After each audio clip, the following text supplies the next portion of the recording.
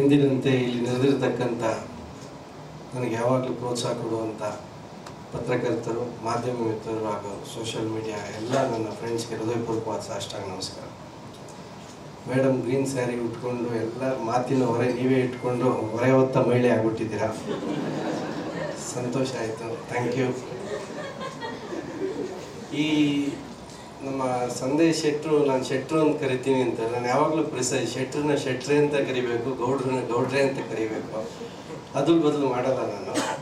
So ಈ ಚಿತ್ರದ ಕತೆ ಕೇಳಿದಾಗ ನನಗೂ ಒಂದೊಂದು ಹೊಸ ಹೊಸ ಚಿತ್ರಗಳು ಬಂದಾಗಲೂ ಕೂಡ ನನಗೆ ಭಾಳಷ್ಟು ಪಿಕ್ಚರ್ಗಳು ಬಂದರೂ ನನ್ನ ಕತೆ ಕೇಳಿ ನನಗೆ ಇಷ್ಟಪಟ್ಟು ಯಾವ್ದಾದ್ರು ನನಗೇನಾದ್ರು ಖುಷಿ ಕೊಡುವಂಥದ್ದಿದ್ದರೆ ನಾನು ಖಂಡಿತವಾಗ್ಲೂ ಮಾಡ್ತೀನಿ. ಅಂಥ ಒಂದು ಪಾತ್ರ ಇದರಲ್ಲಿ ಕೊಟ್ಟಿದ್ದಾರೆ. ಬಟ್ ಅದರಲ್ಲಿ ಅರ್ಧ ತಲೆಯೆಲ್ಲ ಬೋಳ್ಸು ಅಂತಂದ್ರು, ಕಂಟಿನ್ಯೂಟಿ ತುಂಬ ಇದೆ. ಹಾಗಾಗಿ ಅದಲ್ಲದೆ ವಿಗ್ಗಳು ಅಡ್ಜಸ್ಟ್ ಮಾಡ್ಕೊಂಡು ಮಾಡ್ತಾರೆ. ನಮ್ಮ ನಿರ್ಮಾಪಕರು ಹೊಸಬ್ರು ಅಲ್ಲದೆ ಇದ್ರೂ ಕೂಡ ಅವರು ಈ ಚಿತ್ರದಲ್ಲಿ ಪ್ರತಿಯೊಂದು ಡಿಸ್ಕಷನಲ್ಲೂ ಇರೋದ್ರಿಂದ ಅವ್ರಿಗೆ ಆಗು ಹೋಗುಗಳೆಲ್ಲ ಗೊತ್ತಿದೆ. ಮತ್ತು ವಿಶೇಷವಾಗಿ ಈ ಚಿತ್ರ ನನಗೆ ಎಲ್ಲ ಒಂದು ಕಡೆ ಮಾಡಿಲ್ಲದೆ ಇರೋವಂಥ ಪಾತ್ರ ಇದು. ಸೊ ಹಾಗಾಗಿ 2 ಶೇಡ್ ಇದೆ, 2 ಪಾತ್ರ ಇದ್ದರೂ ಒಂದೇ ಪೇಮೆಂಟು.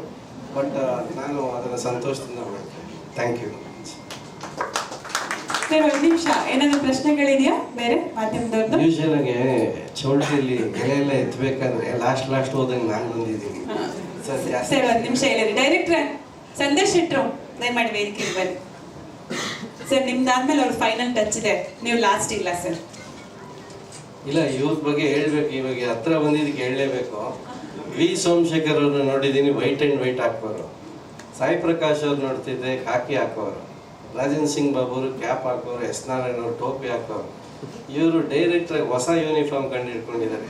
ಇದು ಈ ಥರ ಪಂಚೆ ಹಾಕ್ಕೊಂಡು, ನಾನು ಅವತ್ತು ಹೋದಾಗ ನನಗೂ ಅದನ್ನೇ ಕೊಟ್ಟರು. ಬಟ್ ಆ ಶೆಕೆಗೆ ಚೆನ್ನಾಗಿತ್ತು. ಸೊ ಹಂಗಾಗಿ ಅದನ್ನೇ ಯೂಸ್ ಮಾಡಿ